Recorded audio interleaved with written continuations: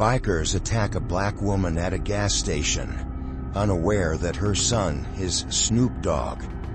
He stands up for his mother and changes their fates forever. Subscribe to the channel and share this video.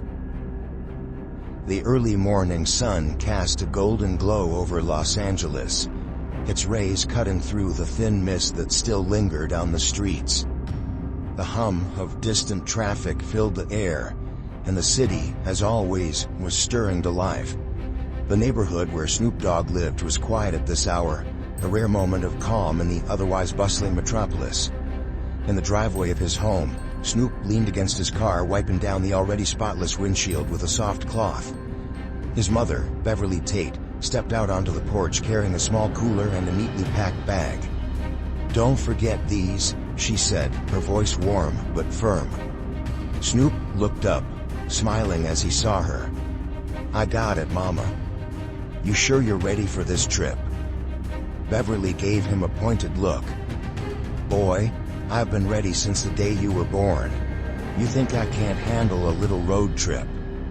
He chuckled and took the cooler from her hands, setting it gently in the back of the SUV. The car gleamed under the morning sun, its polished surface reflecting the palm trees that lined their street. "You know, it's not just a little trip," he said, closing the trunk. "We'll be out there for a couple of days. Small towns, long roads, nothing like LA." Beverly shrugged. "I grew up in a small town, Calvin. I know how to handle myself." Snoop's smile faded for a moment. "Times are different now, Mama, and not always in a good way." She stepped closer and placed a hand on his arm. "You worry too much. That's what mothers are supposed to do, not sons. You just focus on driving and let me take care of the rest." He nodded, though the unease didn't completely leave him. He was proud of his mother's strength, the way she had raised him almost single-handedly after his father left. But the world had shown him too many reasons to be cautious, too many reminders of the dangers that still lurked for people like them. The sound of an engine starting across the street drew his attention. He glanced up to see a neighbor backing out of their driveway, but his eyes lingered for a moment on the Confederate flag decal on the truck's rear window. He felt a flicker of anger, but quickly pushed it down. This was supposed to be a peaceful trip. "Let's hit the road," he said, opening the driver's side door. Beverly settled into the passenger seat, adjusting the seatbelt as Snoop turned the key in the ignition. The engine roared to life, smooth and steady, a comforting sound. As they pulled away from the curb, Beverly reached over and turned on the radio. Old-school R&B filled the car, and for a while, they simply drove, letting the music carry them down the highway. The city gradually gave way to open roads and rolling hills. The horizon stretched out before them, endless and promising. Snoop felt some of the tension ease from his shoulders, though he still glanced in the rearview mirror more often than usual. "You know," Beverly said after a while, "this reminds me of when we used to take the bus across town just to see your grandma. You were so excited every time, like it was the biggest adventure in the world." Snoop smiled at the memory. "I guess I've always liked being on the move. Never wanted to stay in one place too long." "Except, now you've got the whole world watching you," she teased. "No more sneaking around and staying out late without someone noticing." He laughed. "Guess that's true, but I wouldn't trade it for anything." The conversation drifted from memories to current events. Beverly brought up the protests that had been making headlines, the stories of police brutality and racial tension. Snoop listened quietly, his grip tightening on the steering wheel. "You ever think about what it would have been like if things hadn't worked out for you?" she asked. He glanced at her. "All the time." She nodded, as if she already knew the answer. "That's why you keep fighting, isn't it? Even when it's hard." "Yeah," he said softly, "because it's not just about me." They drove in silence for a while after that, the weight of unspoken thoughts filling the car. The highway stretched on, leading them deeper into unfamiliar territory. Around midday, they pulled into a small diner off the highway to grab lunch. The parking lot was half empty, and inside, the atmosphere was subdued. Snoop noticed the way some of the patrons looked at them. Not outright hostility, but curiosity mixed with something darker. Beverly ignored the stares and ordered food, chatting briefly with the waitress. Snoop stayed close to her, his eyes scanning the room. He couldn't shake the feeling that they didn't belong here. Not completely. Back on the road, the tension lingered. Beverly tried to lighten the mood by telling stories about Snoop's childhood, but he only half listened. The farther they drove, the more isolated the landscape became. Late in the afternoon, they passed through a small town where the houses looked worn and faded, and American flags hung from nearly every porch. Snoop noticed a group of men standing outside a bar, their leather jackets marked with patches. Motorcycles were lined up along the curb, and the men's eyes followed the car as it passed. Beverly didn't seem to notice, but Snoop did. He gripped the steering wheel a little tighter. "You okay?"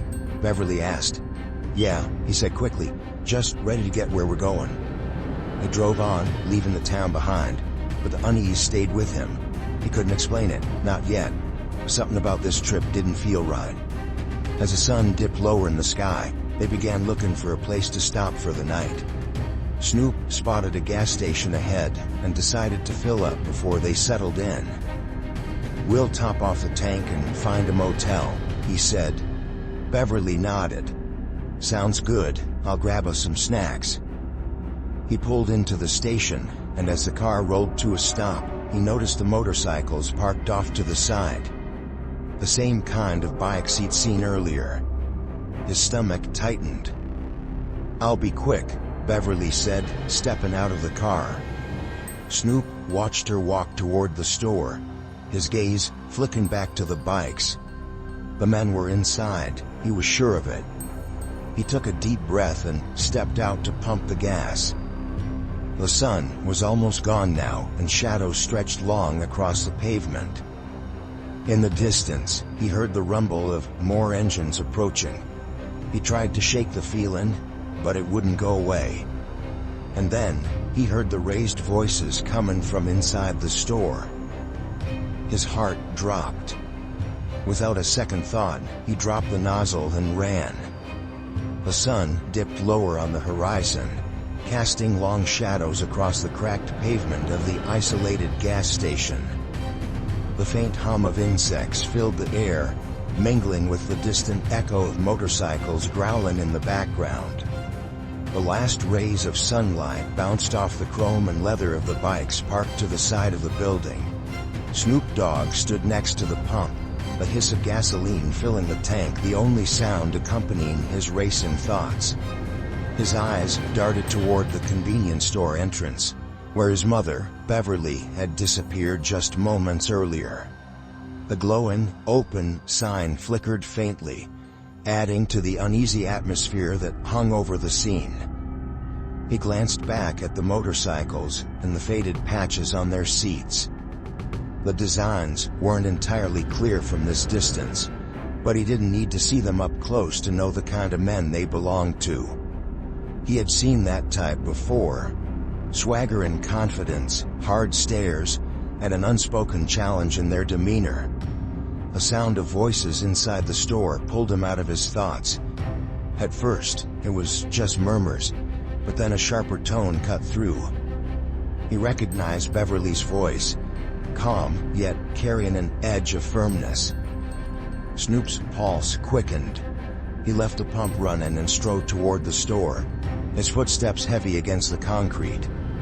The door swung open with a faint chime, and the scene inside hit him like a punch to the gut. Beverly stood near the counter, clutching a bottle of water and a bag of chips. 3 men loomed around her, their leather jackets adorned with patches that Snoop recognized now. Symbols of a biker gang notorious in rural areas for their hostility toward outsiders, especially people of color. One of the men had leaned in too close, his face contorted into a sneer. "You lost, lady?" the man asked, his voice thick with disdain. "I'm exactly where I need to be," Beverly replied, her voice steady despite the tension in the air. "Now, if you'll excuse me, I need to pay for these and get back to my son." Snoop's presence at the door shifted the energy in the room. All 3 men turned to look at him, their expressions darkening as recognition flickered across their faces. "Well, well," one of them said, stepping back slightly but not enough to break the tension. "Look who it is. Big man from the city." Snoop ignored him and focused on Beverly. "You okay, Mama?" "I'm fine," she said, though her eyes betrayed a flicker of relief at his arrival. He stepped closer, positioning himself between her and the men. "We're leaving," he said, his voice low but firm. One of the bikers chuckled, crossing his arms. "Not so fast. You think you can just roll up in here and walk out like you own the place? This ain't LA, boy. People around here don't take kindly to strangers." Snoop felt his muscles tense, but he kept his cool. He had dealt with worse than this before, and he wasn't about to let these men intimidate him. "We don't want any trouble," he said, "just let us pay and go." The tallest of the 3 stepped forward, close enough for Snoop to smell the alcohol on his breath. "Trouble? Nah, man. Trouble's already here." Before Snoop could react, the man shoved him backward. Beverly gasped and the cashier behind the counter froze, unsure whether to intervene or stay out of it. Snoop stumbled but quickly regained his balance. He saw Beverly's fear, not for herself, but for him, and it fueled his resolve. "Don't," Beverly said softly, but Snoop had already stepped forward again. "You need to back off," he said, his voice sharper now. "This ain't the time or the place." But the bikers weren't backing down. The one who had shoved him reached for something under his jacket. Maybe a knife, maybe something worse, but Snoop moved faster. He grabbed the man's wrist and twisted it, forcing him to drop whatever he was holding. The sound of metal hitting the floor rang out as the other 2 lunged toward him. The fight erupted in an instant. Snoop's instincts took over as he dodged a punch and drove his fist into one man's stomach. The other grabbed him from behind, but Snoop threw his weight backward, slamming them both into a shelf and sending snacks and drinks cascading to the floor. Beverly stepped back, her eyes wide but her hands steady, as she pulled out her phone and started recording. "Let go of him," she shouted, her voice cutting through the chaos. The bikers hesitated, suddenly aware the phone pointed at them. "You're all on camera now," Beverly added. "Think real hard about your next move." One of the bikers cursed and shoved Snoop away before stumbling toward the door. The others followed, throwing one last glare at Beverly as they disappeared outside. Snoop exhaled sharply, his heart still racing. He turned to Beverly. "You okay?" "I told you I was fine," she said, though her hands trembled as she lowered the phone. The cashier finally found his voice. I called the cops," he stammered. "They'll be here soon." Snoop nodded, grateful but also wary. He knew how these situations could play out, even when the evidence was on his side. Outside, the sound of motorcycles revving filled the air as the bikers sped off. But Snoop didn't relax. "We're not done here," he muttered. Beverly looked at him, her eyes filled with both pride and concern. "We need to be careful, Calvin. They're not going to let this go." "I know," he said, "but neither am I." The sound of sirens echoed in the distance and Snoop squared his shoulders. The fight was far from over, and he knew this was only the beginning. The sound of sirens grew louder, their wail-in echoes slicing through the tense atmosphere of the gas station parking lot. Snoop stood near the entrance, his eyes fixed on the retreating taillights of the bikers' motorcycles as they roared down the road and disappeared into the fading daylight. His fists were still clenched, his breath still heavy, but his focus had already shifted. This wasn't over, not by a long shot. Beverly stepped out of the store, her phone still in hand, though now her fingers trembled slightly as she tried to steady her grip. She looked at Snoop, her expression a mix of pride and worry. "You didn't have to do that," she said quietly. Snoop shook his head, his eyes scanning the parking lot for any sign of their return. "I couldn't just stand there, Mama. They weren't gonna let us walk out of here without trying something." Beverly exhaled slowly, her shoulders dropping as the adrenaline began to fade. "I know, but you need to be careful. You can't fight everyone who looks at us the wrong way." "This wasn't just a look," Snoop said, his voice low but firm. "This was different, and you know it." Before Beverly could respond, the first police car rolled into the parking lot, its lights flashing but the siren off now. Another followed close behind. Officers stepped out cautiously, hands resting near their belts as they assessed the situation. Snoop raised his hands slightly, already preparing himself for what might come next. "You the one who called?" one of the officers asked, his gaze shifting between Snoop and Beverly. Beverly stepped forward, holding up her phone.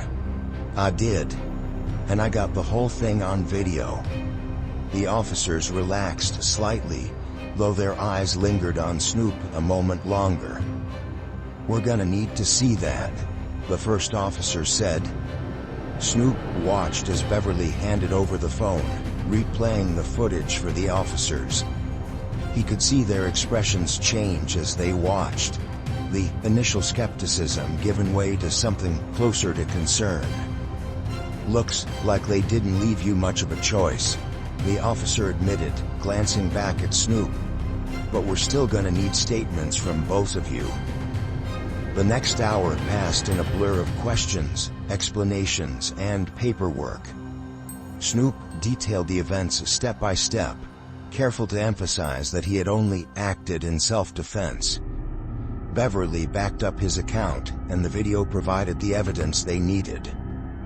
But even as the officers assured them they would investigate the bikers and issue warrants for their arrests, Snoop couldn't shake the feeling that this wasn't the end. When the police finally left, Snoop and Beverly climbed back into the car. The gas tank was full, but neither of them felt ready to hit the road just yet. "You think they'll come back?" Beverly asked, her voice quieter now. Snoop stared out the window, his jaw tight. "I don't know," he admitted, "but I'm not taking any chances." They drove in silence for a while, the tension lingering between them. The highway was darker now, the only lights coming from the occasional passing car or distant street lamp. Beverly finally broke the silence. "You know, this isn't the first time I've been scared like that," she said, her voice soft but steady. Snoop glanced at her. "What do you mean?" She didn't answer right away, as if deciding how much to share. Finally, she sighed. "When you were little, we didn't have much. There were times I had to stand up to people just to keep food on the table. I thought those days were behind me." Snoop felt a pang of guilt. "I should have done more to keep you safe back there." "You did plenty," she said firmly. "But this isn't just about us. It's about what people still think they can get away with." He nodded, gripping the wheel a little tighter. "Not anymore." They pulled into the parking lot of a small motel a few miles down the road. A neon sign buzzed faintly, casting a red glow over the cracked asphalt. It wasn't much, but it would do for the night. As Snoop killed the engine, he noticed a dark van parked near the edge of the lot. Its windows were tinted, and it didn't have any markings, but something about it felt off. "You go on inside," Snoop said, handing Beverly the keys. "I'll be right there." She hesitated but didn't argue, disappearing into the motel lobby while Snoop lingered outside. He walked slowly toward the van, pretending to check his phone as he moved. The closer he got, the clearer the feeling became. He was being watched. He could feel it in the way the air seemed heavier, the way the hairs on the back of his neck stood up. Suddenly, the van's engine roared to life and it peeled out of the lot, tires screeching against the pavement. Snoop watched it go, his chest tight with frustration. When he finally went inside, Beverly was waiting in their room, already settled on one of the beds. "Everything okay?" she asked. "Yeah," he lied, "just making sure." But as he lay down that night, Snoop couldn't sleep. The day's events replayed in his mind, each moment sharpening his determination. The bikers weren't just some random group looking for trouble. They had picked him and his mother for a reason, and they weren't going to stop until someone made them. Snoop closed his eyes and took a deep breath. Tomorrow he would start making calls. Lawyers, media contacts, activists, whatever it took. Because this wasn't just about defending himself anymore. This was about sending a message, one that no one could ignore. The morning light crept through the thin curtains of the motel room, casting faint patterns on the worn carpet. Snoop Dogg sat at the small desk by the window, his phone pressed to his ear as he scrolled through messages and news updates. Beverly lay on the bed behind him, her breathing steady but shallow, as if even in sleep she couldn't fully relax. Snoop hadn't slept much either. The events of the previous day looped through his mind. The bikers' snarling faces, the feel of adrenaline in his veins, the weight of knowing it wasn't over. He had spent half the night replaying the footage Beverly had recorded, pausing and rewinding, searching for any detail they might have missed. Now, as the sun began to rise, he was already making calls. "No, man, I don't care what it takes," he said into the phone, his voice low but urgent. "I need those plates, track down that van too, and put the video out there, everywhere. I want people to see this." The person on the other end said something reassuring, but Snoop didn't relax. He ended the call and leaned back in the chair, rubbing his temples. Behind him, Beverly stirred. "Calvin?" He turned. "Morning, Mama. You sleep okay?" She sat up slowly, brushing her hair back. "Better than you, by the look of it. You've been up all night, haven't you?" "I had to make some calls," he admitted. "This thing isn't going away. We need to stay ahead of it." Beverly stood and walked over to him, resting a hand on his shoulder. "I know you're trying to protect me, but don't let this eat you up inside. We're still here. We're still safe. For now," Snoop said, his voice tight. She studied him for a moment, then nodded. "All right. So what's the plan?" "The cops said they'd investigate," Snoop said. "But you know how slow that can be. I'm not waiting around for them to decide whether this is important enough to follow through on." He picked up his phone again, scrolling through his contacts. "I've already got my people spreading the video. We'll make sure everyone sees it. Media, activists, lawyers. And I'm calling in favors to make sure we've got the best legal team ready." Beverly crossed her arms. "And what about us? Do we just keep running while we wait for them to come after us again?" Snoop's jaw tightened. "No, we're not running. Not anymore." By noon, the video had already started gaining traction online. Social media exploded with reactions, outrage, support, and the usual wave of trolls trying to discredit them. Beverly scrolled through comments as they sat in a booth at a nearby diner. The greasy smell of frying bacon and eggs lingered in the air, but neither of them had much appetite. "Some people still don't believe it," Beverly said, her voice tinged with disbelief. "They're calling it staged." Snoop nodded, unsurprised. "They always do. Doesn't matter what proof you give them." A man at a nearby table kept glancing over, and Snoop felt his muscles tense again. He didn't know if the man recognized him or if he was just another local sizing up the outsiders. Either way, Snoop didn't like it.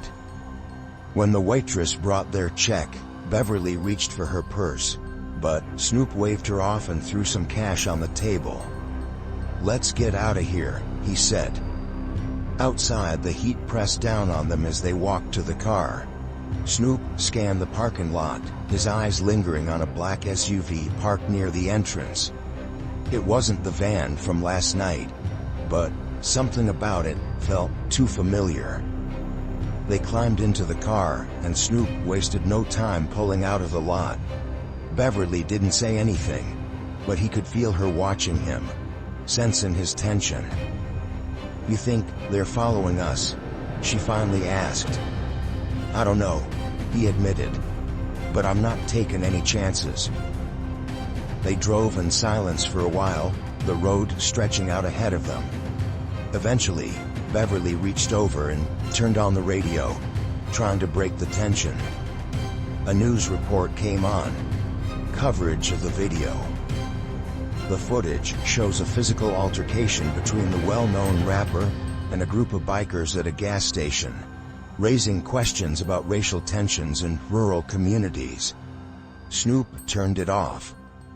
"We already know what happened," he said. Beverly frowned. "People need to hear it. They need to know what's still going on out here." "They will," Snoop said, "but not like this. I'm not letting them turn this into just another story. We're gonna do this the right way." That night, they checked into another motel. This one was slightly nicer, but the unease hadn't left them. Snoop sat by the window, watching the parking lot. Beverly sat across from him, folding and unfolding the map they'd picked up earlier. "You're thinking too much again," she said. "I can't help it." She set the map down and looked at him. "You can't fight everything, Calvin.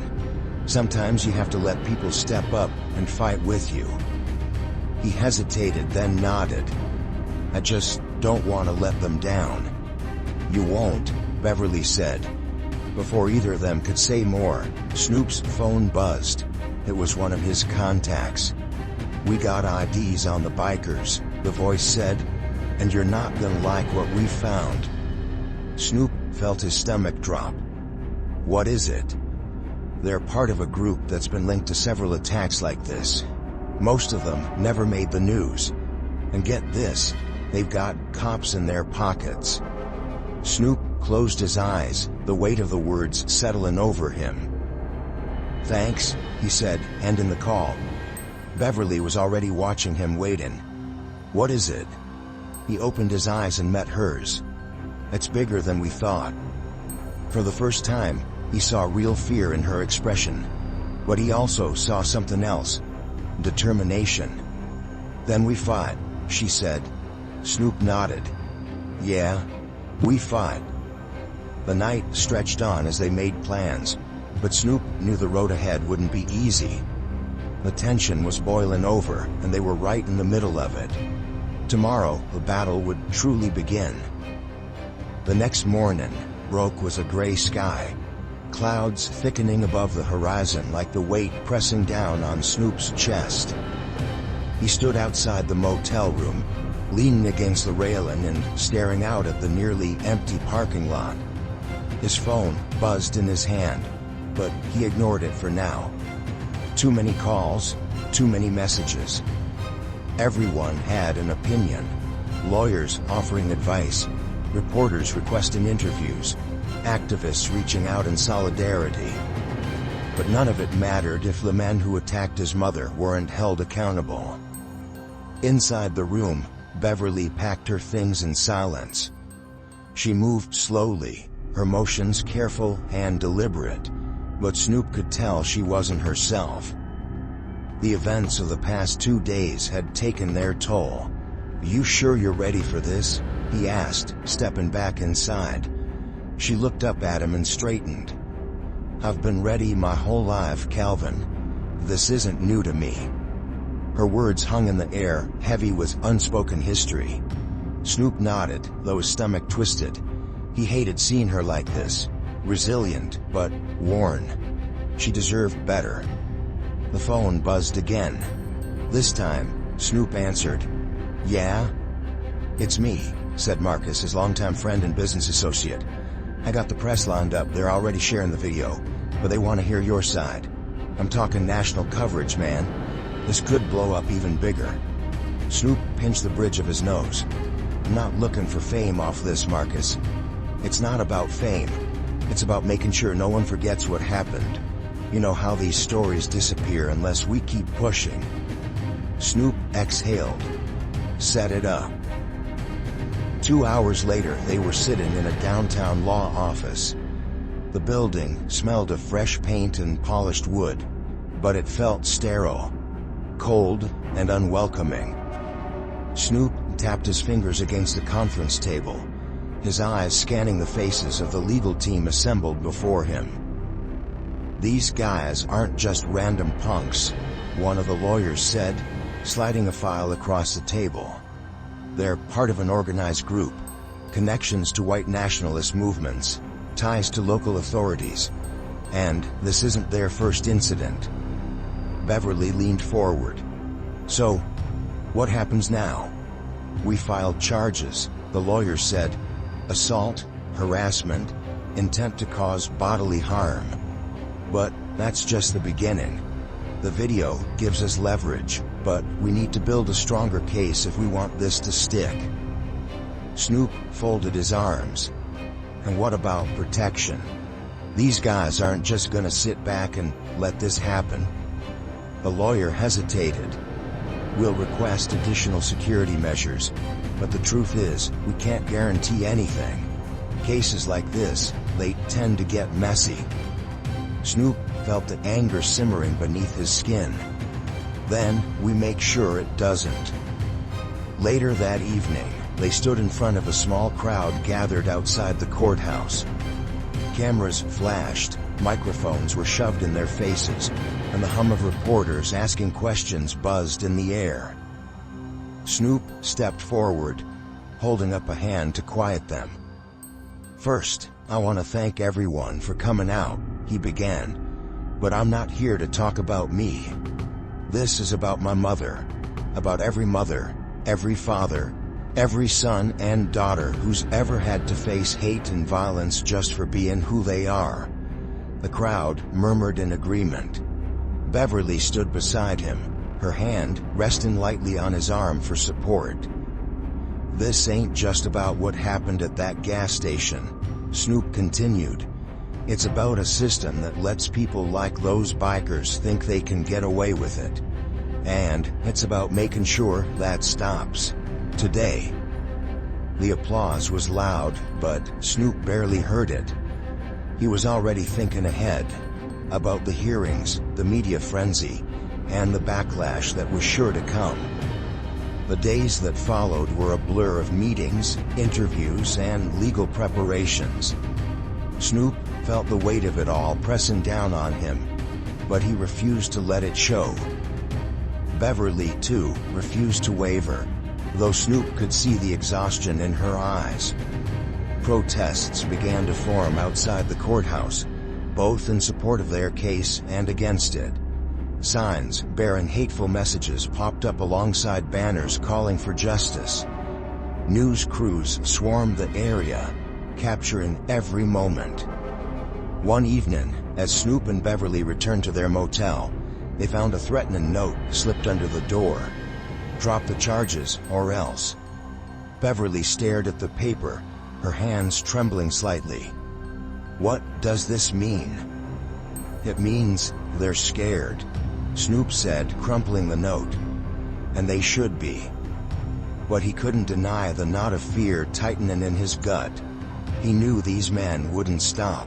They'd already proven that. 2 nights later, someone slashed the tires of their car. The police were called, but the officers who arrived seemed indifferent, taking notes without much urgency. "We'll look into it," one of them said before walking away. Beverly sat on the edge of the motel bed, her head in her hands. What if they don't stop, Calvin? What if this just gets worse? Snoop knelt in front of her, taking her hands in his. "Then, we keep fighting, no matter what." She looked at him, tears glistening in her eyes. "I'm proud of you, you know that?" He swallowed hard. "I'm proud of you too, Mama." The next day, the legal team filed the charges. The bikers were arrested, though 2 of them made bail almost immediately. The news set off another wave of protests, and Snoop knew things were about to get even more complicated. But he also knew they were too far in to back down now. As he and Beverly walked into the courthouse for the first hearing, he squeezed her hand and gave her a reassuring nod. "No matter what happens," he said, "we're not doing this alone." She smiled, though it didn't quite reach her eyes. And, as the doors swung shut behind them, Snoop took a deep breath. The fight was far from over, but he was ready. The courthouse loomed ahead like a fortress, its stone walls weathered, its columns imposing. Cameras lined the steps leading to the entrance, their lenses turning as Snoop and Beverly approached. Protesters filled the sidewalks, their voices clashing in chants, slogans and shouts that blurred into a cacophony of anger and defiance. Some held signs demanding justice, while others carried banners spewing hate and resistance. Snoop adjusted the cuffs of his suit, but his hands betrayed his tension, tightening into fists at his sides. Beverly walked beside him, her head high despite the weight pressing down on both of them. She wore a simple dress, understated yet elegant, but it was her expression that drew attention. Calm, resolute, and unflinching. Reporters swarmed as soon as they reached the steps. "Snoop, do you think the charges will stick?" "Beverly, are you afraid for your safety? What message do you hope this trial sends?" Snoop ignored them, guiding Beverly toward the entrance. He wasn't here for sound bites. He was here for justice. Inside, the courtroom buzzed with whispers. The rows of benches were packed. Supporters, journalists, and curious onlookers jostling for position. At the front, the bikers sat at the defendant's table, their leather jackets replaced with suits that didn't quite fit. They looked out of place, uncomfortable, but their eyes still carried the same defiance as before. Snoop locked eyes with one of them, the tall one who had started the fight at the gas station. The man smirked, a silent challenge, and Snoop felt his anger flare, but Beverly's hand on his arm grounded him. "Stay focused," she whispered. He nodded. The judge entered, and the room fell silent. "This court is now in session." The prosecution opened with the video footage. The screen flickered to life, showing the bikers surrounding Beverly, their words sharp and cutting even through the grainy recording. Gasps rippled through the room as the confrontation escalated, culminating in the physical assault and Snoop's intervention. The prosecutor paused the video, letting the silence hang before addressing the jury. "This is not an isolated incident," she said. "This is part of a pattern of intimidation, harassment, and violence. And today, we're here to put an end to it." The defense countered, claiming self-defense. They felt threatened, the defense attorney argued, pacing in front of the jury. They were outnumbered and feared for their safety. This was not a hate crime. It was a misunderstanding that spiraled out of control. Snoop's blood boiled, but he kept his composure. He knew this was coming. He had prepared for it. Witnesses took the stand one by one. The gas station clerk described what he saw. The bikers crowding Beverly, Snoop stepping in to protect her. But, under cross-examination, the defense chipped away at his credibility, pointing out inconsistencies and implying he might have been biased by Snoop's celebrity status. Beverly testified next. She spoke with a calmness that silenced the room, her voice steady as she recounted the fear she had felt, but also her determination not to back down. "They didn't see me as a person," she said. "They saw me as something less. And that's why we're here today." The defense tried to rattle her, questioning her memory and motives, but Beverly didn't flinch. When they implied she had exaggerated the threat, she looked the lawyer straight in the eye. "Would you have done the same if it was your mother?" The question hung in the air and the lawyer faltered. Snoop took the stand last. He spoke about his upbringing, the struggles his mother faced raising him, and the lessons she taught him about standing up for what's right. "I didn't want to fight," he said. "I wanted to protect my mother. And I'd do it again if I had to." The defense tried to paint him as aggressive, bringing up lyrics from his past songs and questioning whether his fame had influenced his actions. "I make music about the world I grew up in," Snoop replied. "And that world didn't change just because I got famous." As the trial progressed, tensions outside the courthouse continued to rise. Protesters clashed, police struggled to keep order, and threats poured in online. Beverly refused to be intimidated. She continued speaking to the press, sharing her story and calling for change. "This isn't just about us," she said during one interview. "It's about everyone who's ever been made to feel like they don't belong. It's about making sure no one else has to go through this." Her words resonated and support grew. Celebrities, activists, and politicians began to speak out, adding to the pressure. But the bikers' supporters fought back just as hard. They spread misinformation, twisted the narrative, and tried to discredit Beverly and Snoop. The weight of it all bore down on Snoop, but he refused to let it break him. The closing arguments were a battle of ideals. The prosecution emphasized the evidence, the video, the testimonies, the history of the bikers group. "This is not just about one night," the prosecutor said. "It's about the kind of world we want to live in. Do we let hate and fear win, or do we stand up and say, no more?" The defense leaned on fear. "These men are not monsters," the defense attorney said. "They made a mistake. Don't let one moment define their lives." Snoop clenched his fists. "A mistake? That's all it was to them?" The jury deliberated for hours, and every second felt like an eternity.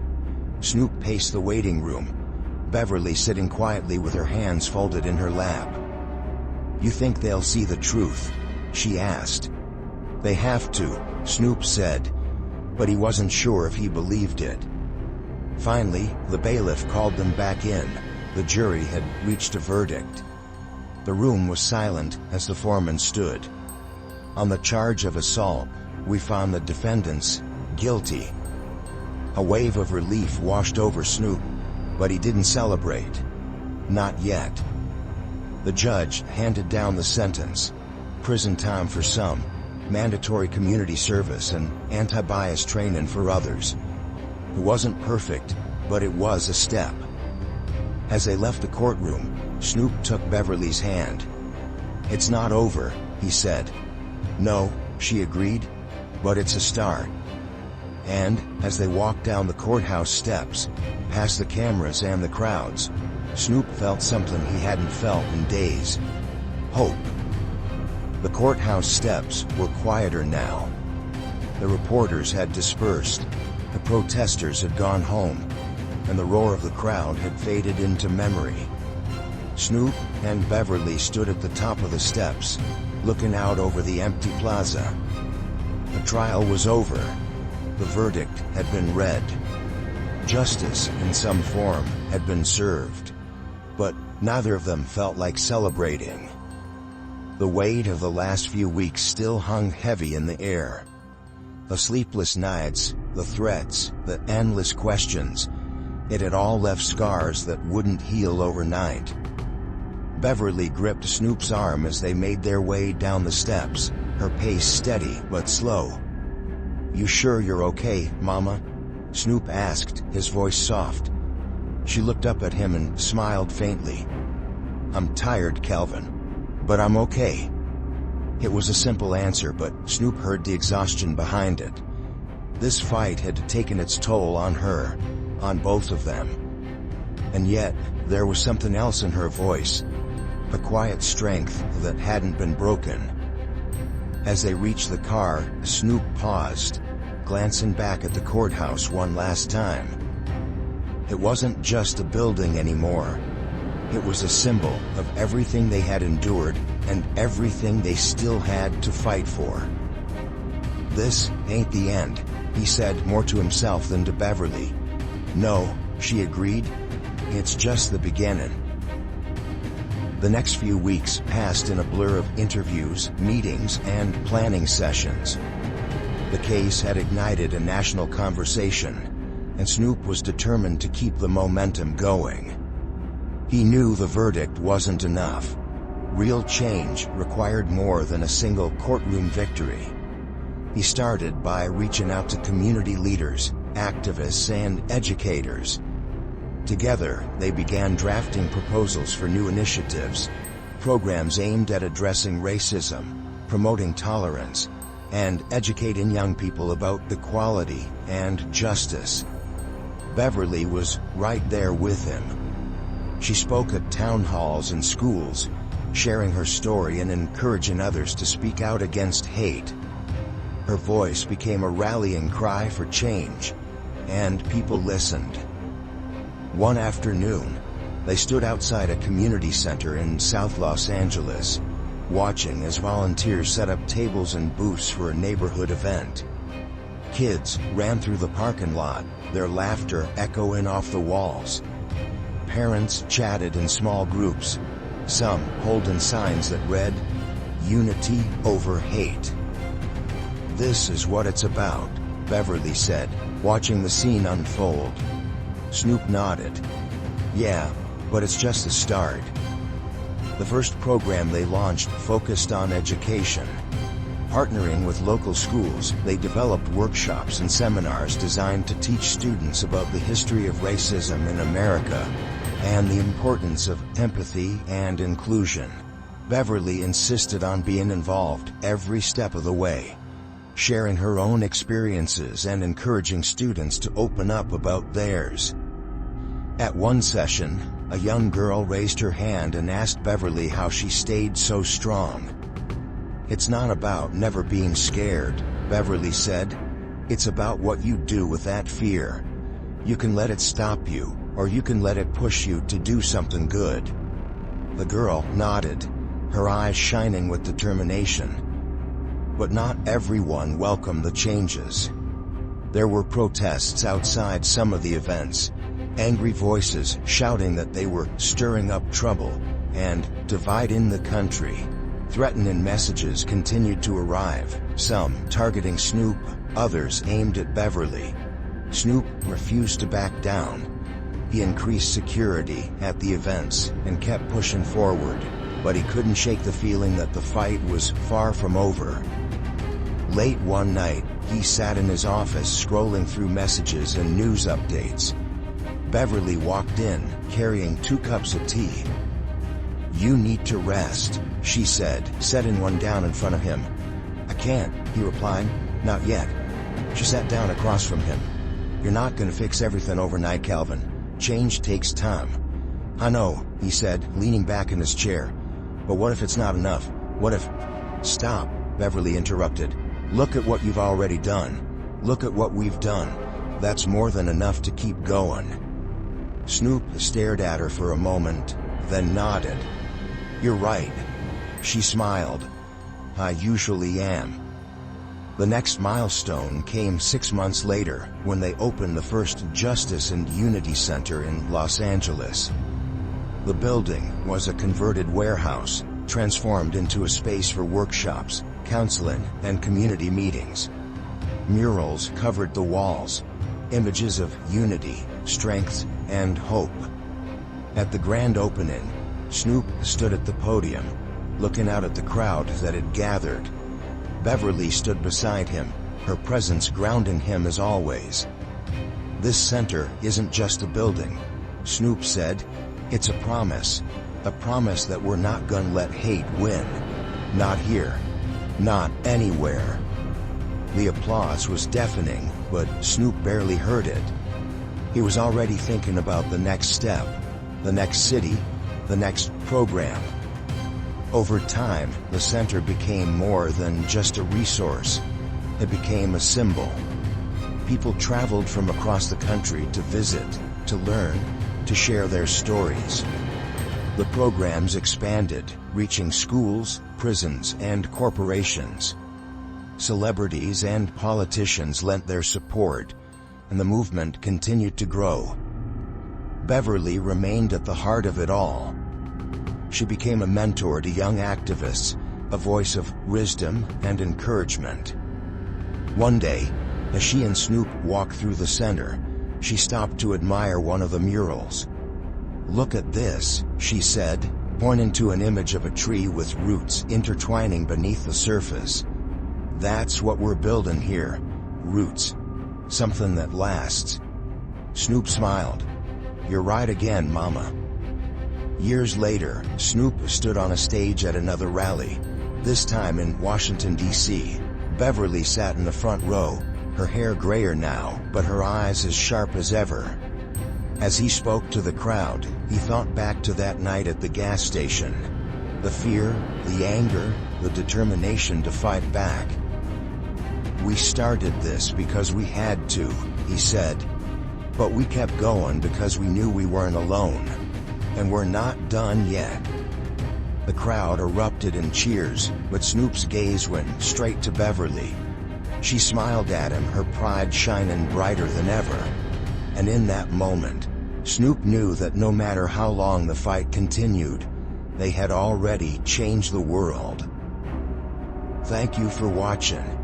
If you enjoyed this story, make sure to subscribe to the channel and turn on notifications so you never miss our next video. We'd love to hear your thoughts in the comments. Where are you watching from? Don't forget to share this video with your friends and family. And check out our other stories for more powerful and thought-provoking content.